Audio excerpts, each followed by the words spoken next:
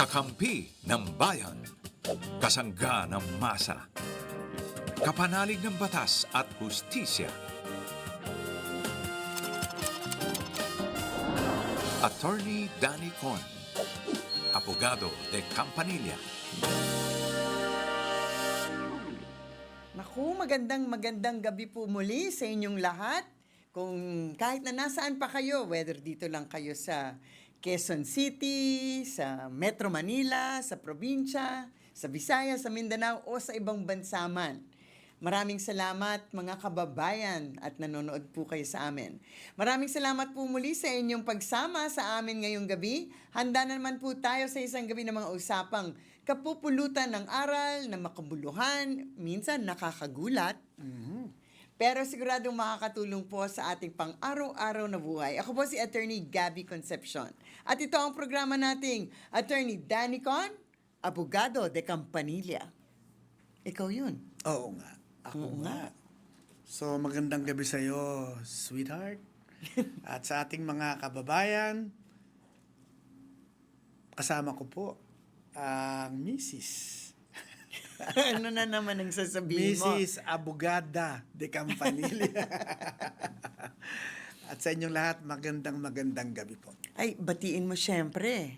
Meron kang dapat batiin. Ay, yung nanay ko, correct. si Miss Bayambang. Naku. Ano yan? Miss Bayambang yan. Oo. So manang-mana ka pala. Ay, kita mo naman, nakikita mo naman. Hello, nanay. At sa lahat ng mga nanay out there, magandang gabi po sa inyo. Ay, kabe-birthday lang ng nanay ko. May 12. Siya po ay 98 years old na. Well, yung nanay ko, medyo malayo pa ang birthday, pero pagdating ng birthday niya, siya ay 100 years old. Ayan, naku, tumataginting. Na 100,000. 100,000 pesos yan. Aantayin natin yan. At dito po sa ating programa, tuloy-tuloy ang ating misyon na maghatid ng malinaw na payong legal, ipaliwanag ang batas sa simpleng paraan, at iugnay ito sa buhay ng bawat Pilipino. Siyempre, di ba? Whether ito po ay inyong love life, or tungkol sa trabaho, or tungkol sa negosyo, or tungkol sa inyong kapitbahay, di ba? Aha. Ay kaya po natin yang pag-usapan at maaari tayong magbigay ng opinyon tungkol sa mga bagay-bagay na yan. Dahil napaka-importante na may alam po tayo sa tungkol sa ating mga batas. Di ba? Honey? Yes, sweetie pie. Kadiri. Ay, sorry. Ano Hindi ba gusto mo? naman. Sweetie pie o darling? Yes, Oy, darling. parang yan ang tawag ng isang senador sa kanyang Oo, asawa. sa kanyang misis. Asawa niya, darling. Oo, yoko niyan. Cheesy naman. Ay! Tinago pa.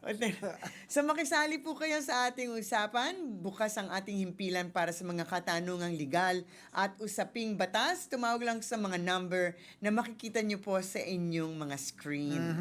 Kung ang inyo pong telepono ay Globe, ang gagamitin po ninyong number ay 0954-310-0331. At kung Smart, 0961-770-8807. Kung ang text po ninyo hindi namin nasagot sa araw na inyong pinadala, wag po kayong sasamaan ng loob. Ipipila po namin yan at darating din ang episode na masasagot namin yan. Oo, mag-iwan lamang ng message sa Facebook page ng TVUP. Doon po kayo mag-iwan ng comment or message ninyo para ma-discuss natin sa susunod tulad ng sinabi po ni Attorney Danny Con. So, are you ready? Ready. Okay. Simulan na po natin ang ating talakayan dito sa Attorney Danny Con, Abogado de Campanilla. Ang unang katanungan natin galing kay Leah from Quezon City. Magandang araw po, Attorney. May concern po ako tungkol sa paulit-ulit na paggulo ng isang lalaking PWD sa maliit kong negosyo mula pa noong 2022. Bali, parang 4 na taon na. Sa una po ay sumisigaw at hinahampas niya ang glass door ng shop, pero kamakailan lang ay nakapasok na siya sa loob. dahil sa hindi napansing naka-unlock pala ang pinto. Naging delikado po ito at natakot ang mga customer ko, pati na rin ako, lalo na at wala akong kasama sa tindahan sa ilang pagkakataon. Nais ko po sanang malaman kung ano ang legal na hakbang na maaari kong gawin para maprotektahan ang aking negosyo at kung maaari bang i-report ito sa barangay o sa pamilya niya kahit siya ay PWD. Ay, opo. Kasi po yung PWD, dalawang klase po yata yan eh. Yung isa ay may disability pero malinaw ang isip. Pero yung isa, ang disability niya ay nasa pag-iisip. Kapag ka po ang disability niya ay nasa pag-iisip niya, wag naman nating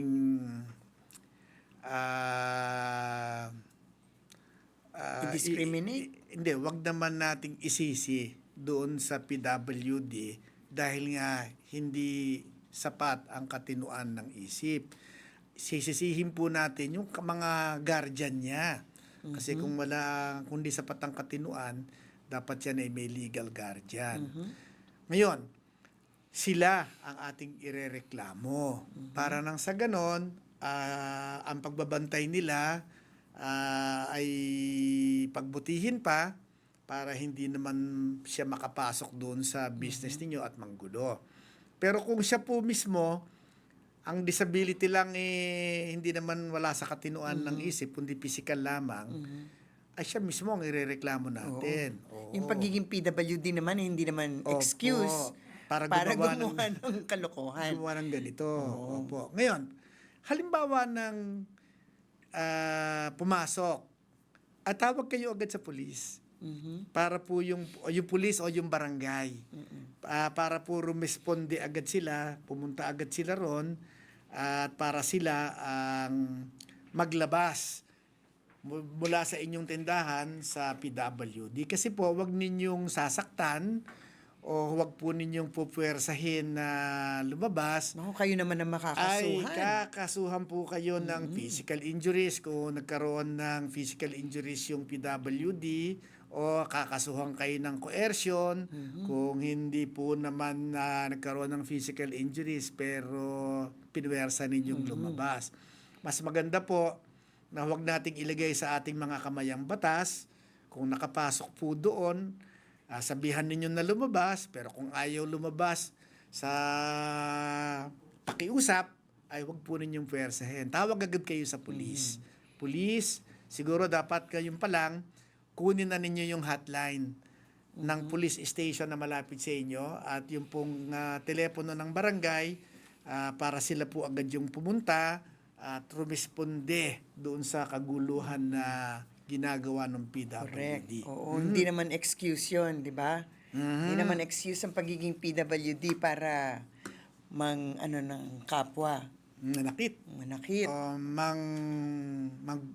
Ano to? Hindi mo maisip ang correct word. Oo, kasi para mangmolestya ng mangharas. ibang tao. Oo. Okay, ngayon naman meron tayong caller on standby. This time ito ay si Gabe from Taguig. Akala Hello ko po. si Gabi. Siguro Gabriel ang tunay mong pangalan, ano? Yes, well, hello po. Good evening po, Attorney Danicon and Attorney. Gabby. Oo, di ba? Eh, Magandang siya gabi ay sa iyo. si Gabe. Si Gabe. Anong maitutulong namin sa iyo, Gabe? Ayun po. So, dati po meron po akong work na sa isang BPO company. Pero po, hindi po maganda yung ending namin doon sa kumpanya na yun. Na buong team po namin. So, apparently po, Sandali. Ang team. Ano? Hindi maganda ang naging relasyon ng buong team doon sa BPO, di ba? Sa BPO. Sa madalit sabi, yung Yes yung po. mga members ng team ang hindi gumanda ang relation. Sa, ano sa po, employer nila. po kami doon. So Opo. yung lahat ng Assign members lang ng po. team mo, hindi maganda ang relasyon dun sa management. Yes po. Yun po yung Ayun. ang naging ending po is pinag-immediate resign po kami. Dahil po, yung team po namin is, kami po yung events team ng BPO company na yun. And wala po kaming fixed na schedule. So, sa company po namin kasi, yung time in and time out, digital na po. Mhm. So if meron pong mga pabago-bago na schedule, pwede po magka-issue sa bayad sa amin pagka iba-iba po yung schedule namin. And problema po nila yun as company. Ngayon, nagkaroon po kami ng resolution na magkaroon na lang po kami ng standard na time in, time out para hindi po kami mabawasan sa bayad. Mhm. And alam din po yun ng site director. Siya din po yung nag-approve nun sa amin. Pero kasi by paper po, parang time in or time out manipulation po yun. Kami po, yun po yung pinanghawakan namin. Sandali. Kasi yung resolution na yan, resolution ng team ninyo. Opo, kasi po, Dapat if ever kasi po hindi nyo kinlear yan sa management. pre-approve po siya ng mismong site director. Bakit nagkaroon ng manipulation? Aprobado pala yung pagbabago. Meron po kasi silang tinatawag na na department na parang anti-fraud. Yung mga BPO companies po kasi big po sila when it comes to fraudulent activities. And pagka meron pong kinumit na fraud yung isang employee, iba pa po yung magre-review nun, which is ganun po yung nangyari sa amin. Hindi, pero And then, tapos nag-resign naman kayo. Ayun na nga po, yun na nga po, dito ko na nga po na-realize ng team namin, since nagkita-kita po kami nito lang, na hindi po nagdaan sa due process yung kaso namin dahil kinausap po kami ng site director na mag-immediate resign na lang kaysa po antayin pa yung bumaba yung papel na terminated kami and maka-affect po yun sa application namin sa mga susunod pa po naming kumpanya. So kami po, natakot po kami kahit po na meron ng assurance binigay sa amin noon na approve po ng site director yung ganung resolution or workaround na ginagawa namin sa time in and time out namin. Kasi hindi na rin na po kami hindi ka na nagtatrabaho ngayon. Opo. Kasi nag-resign Hindi ka na po kami nagtatrabaho doon kasi po. Hindi ka na nagtatrabaho doon Immediate resign. kasi pumirma kayo ng resignation. Yes po. Ayan. Sige, di ngayon dahil wala ka na dyan at ikaw ay nag-resign na, ay pupunta ka na sa NLRC. Kayong lahat na pinag-resign ng persahan, pumunta kayo sa NLRC at mag-file kayo ng kasong illegal dismissal. Apo. Ayan. At doon sila magpapaliwanag, okay, sa labor, sa NLRC. At doon yung sasabihin na aprobado naman yung ginawa ninyong pagpapalit doon sa sistema ng pagta-time in at time out o bakit ginagamit sa inyo na para kayo'y matanggal yung aprobadong pagbabago sa sistema. Pangalawa ay hindi naman pwedeng basta kayo ay sisipain lang. Tama, nagpumirma kayo ng resignation, pero ito ay piniwersa sa inyo. Kaya hindi ito talaga malaya at kusang pagre-resign. Kaya ito ay dismissal pa rin ang tawag. Pero hinihingin ng batas para maging valid ang dismissal, una, dapat meron kayong ginawang paglabag. Pangalawa, dapat sinabihan kayo kung ano ba yung mga paglabag. At pangatlo, dapat ay binigyan kayo ng pagkakataon na sagutin yung mga ipinaparatang na kasalanan ninyo. At pang-apat, dapat ay makatanggap kayo ng notice na kayo ay tinanggal. Siyempre, sasabihin nila ay hindi na ho kailangan dahil nag-resign. Correct. Pero yung resignation naman ninyo, ipinilit sa inyo. Pinwersa, hindi kusang loob.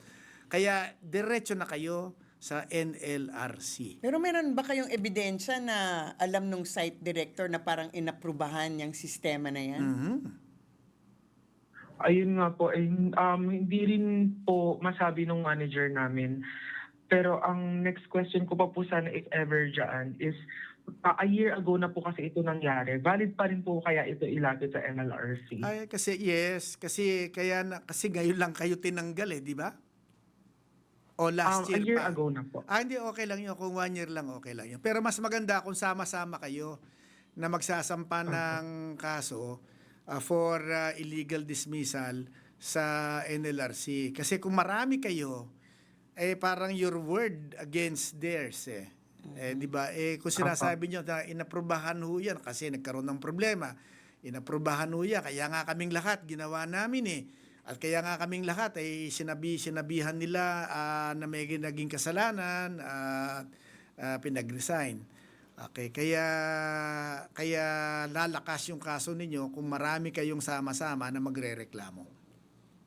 Okay. Okay po. Maraming salamat po, Okay, attorney. maraming salamat. Sige, good luck. Si Diba? Nate. Si Nate naman ngayon from Quezon City, text in question. Siguro kanyang Magandang- pangalan, Jonathan. Anong Nathan. tingin? Nathan. Pwede Pero rin. hindi natin siya matatanong unless kasi- mag-text siya. Oo, mag-text siya. Jonathan po. Sige, Pwede okay. ring Nathan.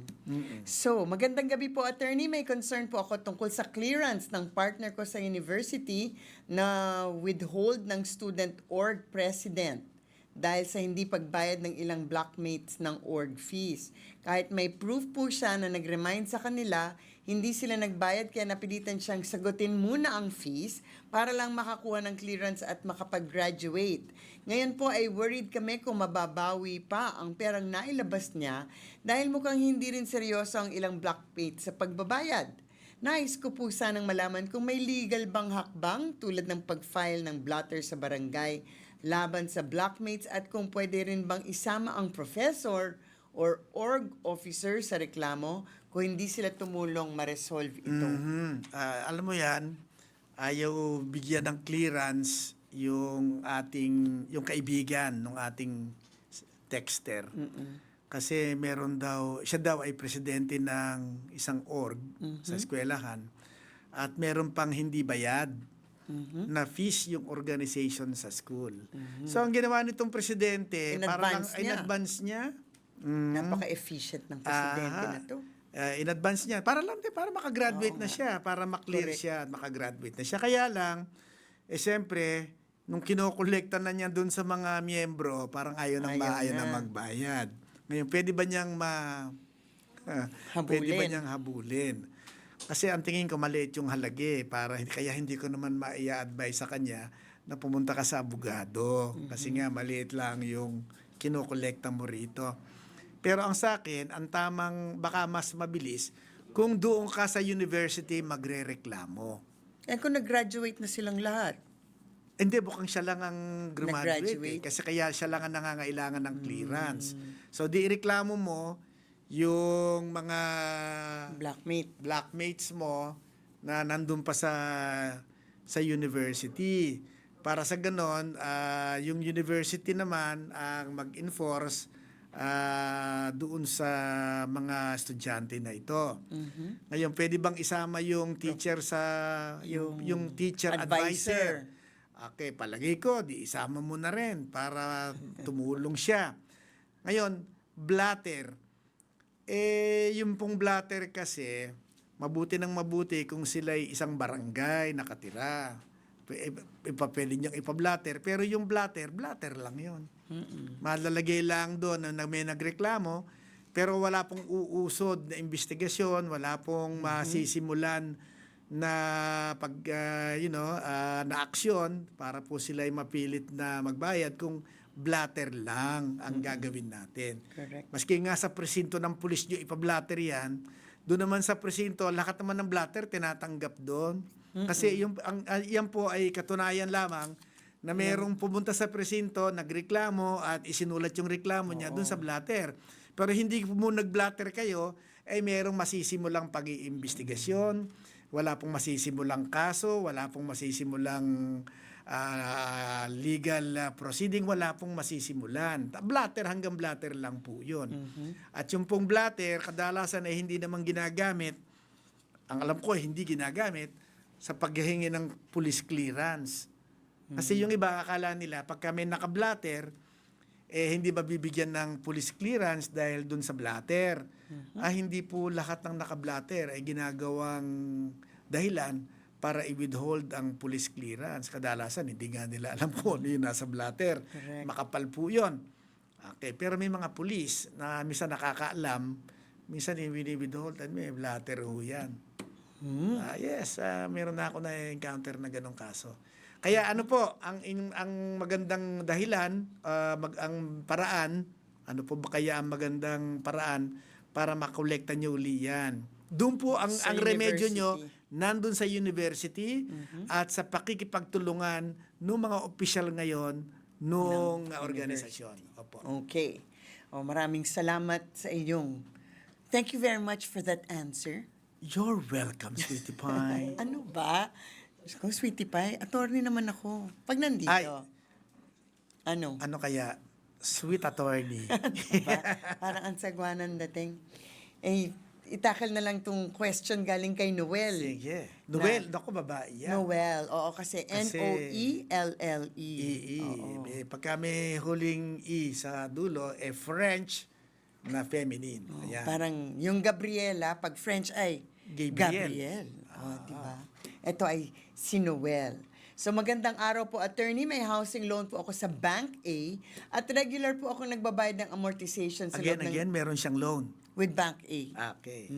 Nagbabayad siya ng amortization. Housing. Okay. Sa loob ng 5 taon kahit hindi ko po nagagamit o natitirhan ang property. Kamakailan lang po namin nalaman na ang title ng bahay at lupa ay naka-encumber pala sa Bank B dahil sa developer na hindi po na-disclose sa amin nung umpisa. Ngayon po ay sinasabi ng Bank A na kailangan daw naming mag-file ng kaso laban sa developer at naiipit po kami sa sitwasyon habang patuloy ang pagbabayad. Nais ko po sanang malaman kung legal bang ihinto na lang ang pagbabayad at hayaan na lang ma-foreclose ang property at ano po ang magiging epekto nito sa amin bilang homeowners. Nako. Kasi bayad sila ng bayad sa Bank A. Okay, pero pero nasa Bank B. Hindi po ninyo na-text kasi na dun sa kontrata ng bilihan, ano? Kasi bumili sila ng housing ng house. Bumili sila ng house at yung house ay ang pinambayad nila dun sa house ay inutang nila sa Bank Bank A. A. Okay. Yung kayang loan nila ay may mortgage, meron siguro. So di parang nakasangla sa Bank A yung ano. Pero malalaman nila kung merong mortgage kay Bank B. Well, kasi magkakaroon lang ng mortgage kay Bank A kung finally pay ng Bank A yung bahay using the loan proceeds at para ma-secure naman yung na mabayaran yung pautang niya, i-mortgage naman sa bangko. Hindi natin alam yun eh. So baka mamaya clean loan lang siya. Meron pa bang nagbibigay ng clean loan? Yes, kung malaki ang kasi willing naman siyang ma-foreclose na eh. So baka clean loan ito, character loan. Okay, character loan. Pinautang siya ng a certain portion of the payment for the house. Pero ngayon na nagbabayad siya sa Bank A, na-discover niya na yung palang binili niyang property nakasangla kay Bank B. Okay. Yung po kasing property na binili nyo ay hindi naman ibinenta kay Bank B. Ito po ay nakasangla kay Bank B. Kung ang nagsangla po ay developer at developer ang nagbenta sa inyo, may pananagutan po sa inyo ang developer. Kasi po, hindi niya na-disclose na meron pala itong mortgage sa Bank B. Sa madalit sabi, ibinenta niya ito ng walang utang. Obligasyon ng developer na bayaran yung mortgage doon sa Bank B at nang ma-deliver sa inyo ang property na binili nyo mula sa bangko, titulo. Hindi ko rin kasi hindi rin maliwanag kung bayad na siya, kung fully paid na ba siya. Hindi pa kasi nga willing siya na ma-foreclose daw. Kasi pag sinabi nating foreclose, may sangla. Okay, may sangla. So, i-assume natin na binili niya sa developer ng hulugan at ang nagbabayad ng hulog sa developer ay yung bangko. Okay, so yung bangko nagde-develop. Bank A. Si Bank A.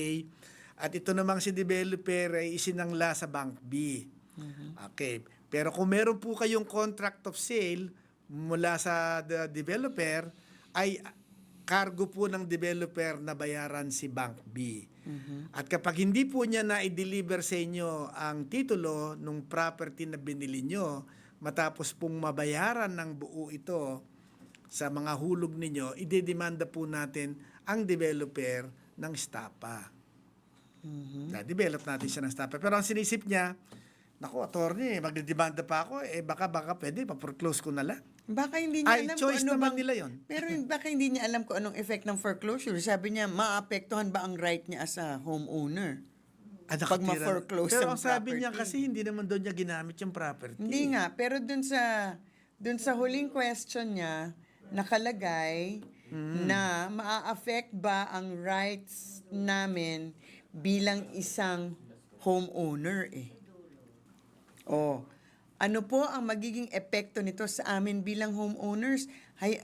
Ihinto na lang, 'di ba? Ang question niya, legal bang ihinto na lang ang pagbabayad at hayaan na lang ma-foreclose ang property? Ano ang magiging epekto nito sa amin bilang homeowner? Opo. Yun nga, pagka sinabi nating ma-foreclose, nakasangla pala yan sa Bank B.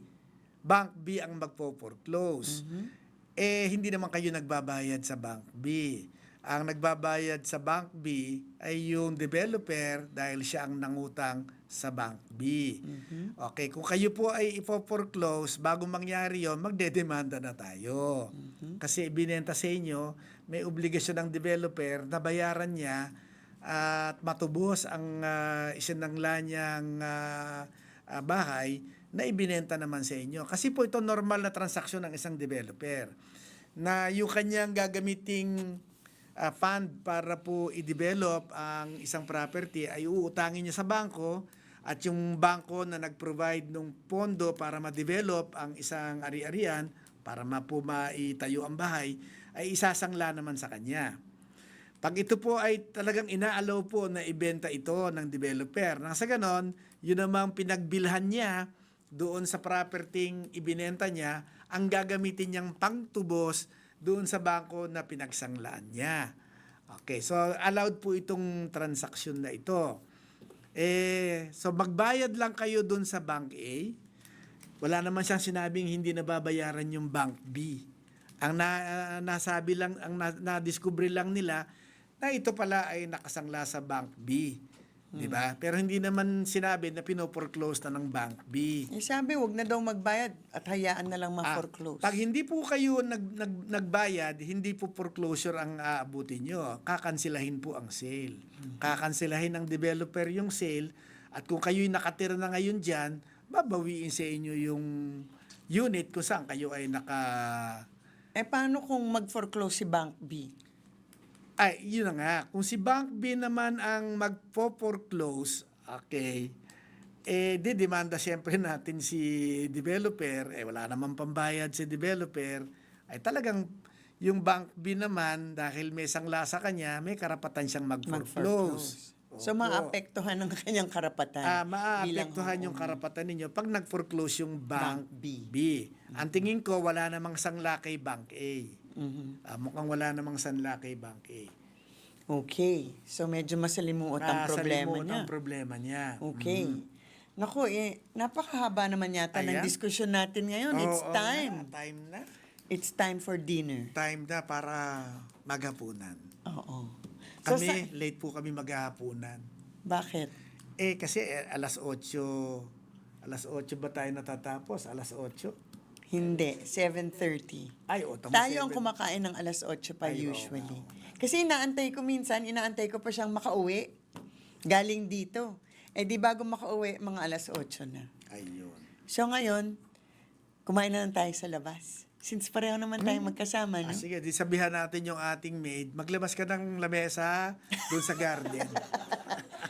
Alam mo kung minsan, hindi ko talaga alam kung paano tayo tumagal ng 34 na taon. Wala, tinatawanan mo naman lahat ng jokes ko. Hindi totoo yan. Nagpe-pretend lang ako na natatawa ako, pero actually, lahat ng bagay merong hantungan. Kaya naman ako Ano? kumbinsidong mahal mo talaga ako. Ay nako, sana po kahit papaano ay nakatulong po ang aming naging talakayan ngayong gabi Imagine, tatawa ka sa hindi nakakatawang joke. Mahal mo ang tao, no? Hindi, parusa ang tawag doon. Upang mas mapalinawag, ayan, tuloy, ano ba? Ayan, Hindi sige tayo na. makapag-goodbye na lang po. Goodbye. Sana ay meron po kayo na napulot na kaalaman tungkol sa ating batas ngayong gabi. Abangan niyo po ang mga sumusunod nating episode dahil baka ang tanong ninyo ang susunod namin mapag-usapan dito sa programang ito. Hanggang sa susunod, ako po si Attorney Gabby Concepcion. Attorney Danny Con po, Mr. and Mrs. Mrs. Abogado de Campanilla. Hanggang sa Until susunod next po nating episode. episode.